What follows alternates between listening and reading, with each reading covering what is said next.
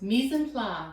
That means get everything set out and get ready to prepare your food. So I have been working on some things to get ready for the golden stuffed chicken breast. The first thing I wanted to do is get some cornflakes crushed. And so I took a plastic bag and a rolling pin and I crushed through the cornflakes till they were the right size that I wanted to have in order to put on my chicken breasts. And it's nice to do it in a plastic bag. If you didn't have a rolling pin, you could just crush the chips or the cornflakes with your hand by just crumpling up the plastic bag. And then you have your cornflakes prepared and ready to roll the chicken breasts in. You want to have plenty because you don't want to stop halfway through and have to crush a few more cornflakes for your chicken breasts. The next thing I prepared is my cornstarch. Now for this recipe you could use cornstarch or flour. What I like about cornstarch is it sticks to the meat a little bit better than flour, and because you're using cornflakes and cornstarch, you also have a gluten-free product, which is important to some people who have trouble digesting gluten. The next thing I want to do is prepare my eggs. So I cracked 2 eggs in this bowl, and I'll put this in my sink with hot soapy water to wash up later. And so I have 2 eggs and then a 1/4 cup of water. And with this, you could take a fork and spin it around so that you could whisk it and have it what you want. You could have a whisk, or you could take a stick blender, and it's done very quickly.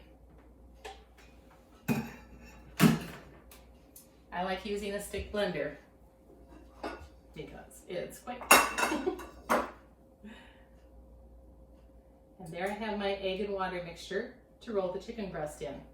The next thing I'm going to do is to wipe off the chicken.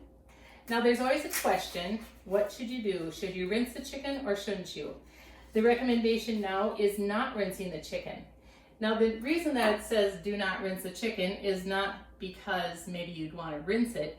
It's because the chance of contamination around your sink is greater than what might happen when you are just using the chicken and cooking it, which you will cook off some of that bacteria.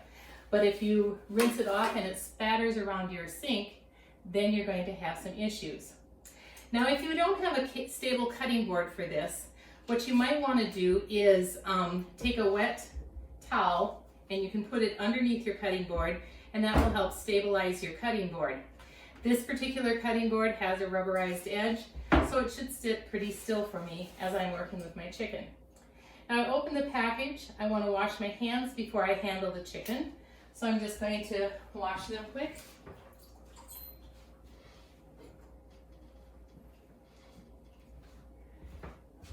And then what I'm going to do is I like to handle the chicken with rubber gloves because I don't want to get my hands so full of chicken. So I'll put on my rubber gloves.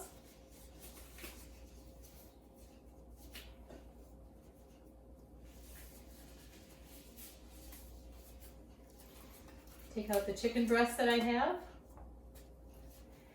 And they look pretty big. Now these are larger than maybe the serving size for what I want to do on this. Just going to pat these off a little bit.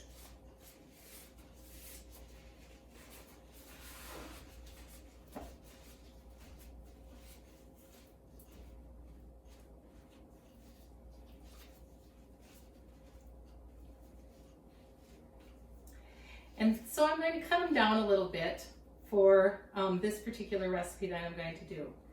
Happens to be a little bone there, so you want to cut away any physical contamination, which would be that bone.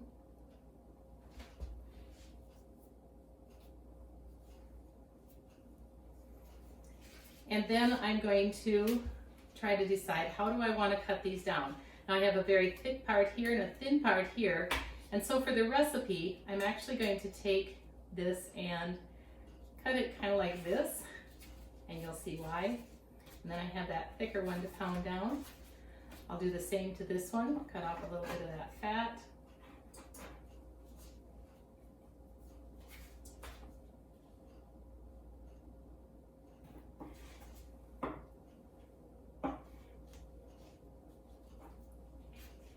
And this one, I kind of like the shape of it. It might be a little bit longer, but for what we're going to do, it's going to work as I would like it to work.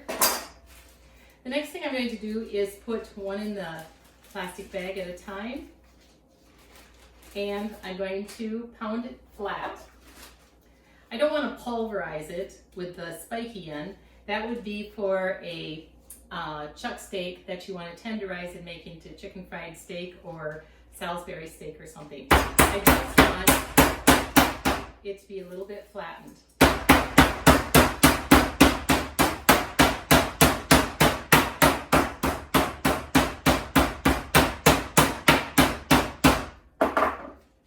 I like the looks of that, so I'll take it out of the bag and I'll continue to do the rest of them.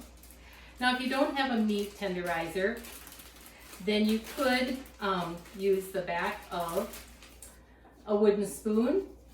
It might take a little bit longer, might take a little bit more muscle to do it. What I like about the meat tenderizer is it has weight to it, so I don't have to work so hard at flattening.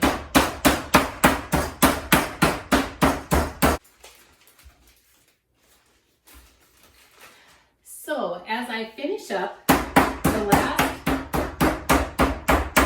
chicken breast, I'm going to take it out of the bag and I will begin to fill it to make it just a little bit more special.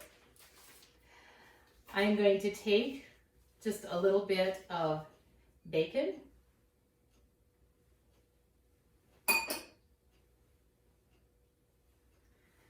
I'm going to take a couple pieces of cheese.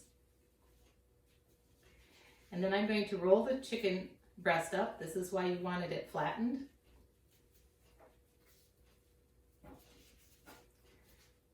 I'm going to stick a toothpick in areas, kind of weave it through to hold that chicken breast together.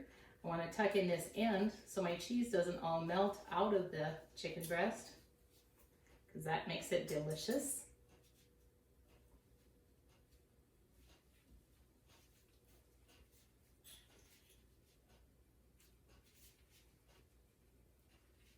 So now I have a toothpick in each end, one on there. And of course you want to make sure you remove the toothpicks before you serve it to somebody. I will then roll it in the cornstarch so that the egg mixture sticks. I'll then roll it in my egg and water. I will then roll it into my cornflakes. Give it a good coating. And I will put it on a greased piece of foil. You don't have to use the foil. I just don't like to wash dishes, so I like to use the foil so I don't have as much work to do. And you continue with the rest of the chicken breast. Now, you only do one in class, and so I'm just going to finish up what I have here, and then we will bake this at 375 for 15 minutes. I'll take it out, pour a little butter on top of the cornflakes, and put it back in the oven for another 15 minutes. I will then check it to see if it is done by sticking a thermometer in the chicken breast in the thickest part and make sure I'm not touching the cheese. I'll check it and it should register at least 165. Then I know that my chicken is done and ready to eat. So I'll continue getting the rest of this made and then we'll stick it in the oven.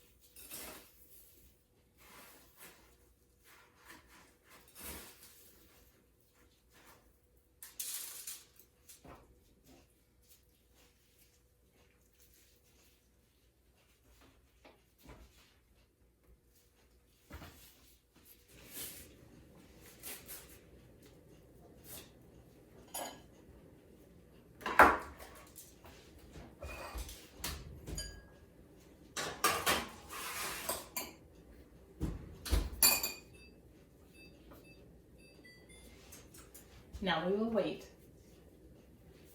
while I clean up.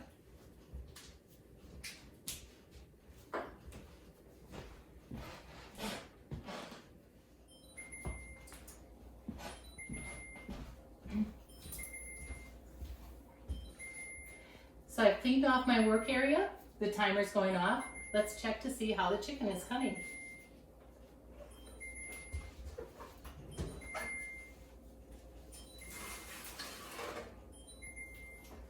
It smells delicious. So this has been in for 15 minutes. And now what I'm going to do, it says to drizzle a little butter over here. And you could skip this step if you wanted to. It's just what the recipe says.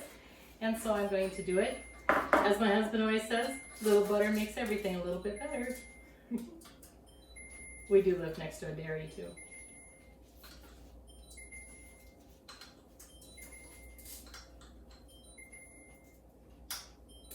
Okay, these little pieces were extra pieces that I had that kind of fell off the nice chicken breasts.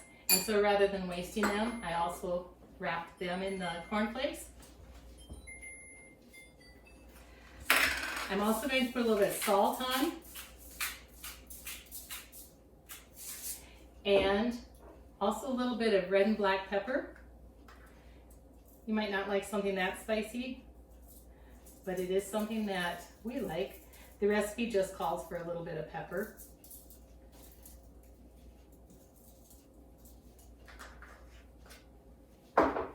And now I'm going to put the chicken back in the oven for another 15 to 20 minutes. I'll check it at 15 minutes.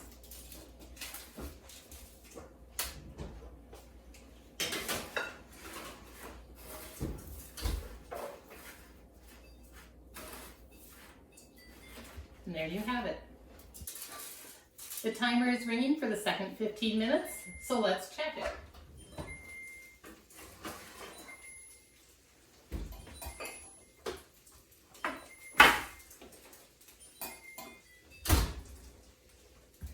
As we look at it, I see some of my cheese is melting out of some of the smaller chicken breasts that I chose. But I'm going to check the thicker one. And I will check it with my instant read thermometer. I want to make sure it registers at least 165. And it is 160, it is 170. So I know that my chicken breast is done and it is ready to serve. So I will take them off, put them onto my serving plate.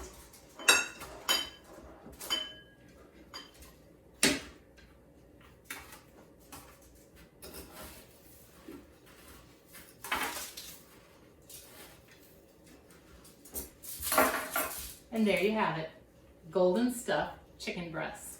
Now let's get to work.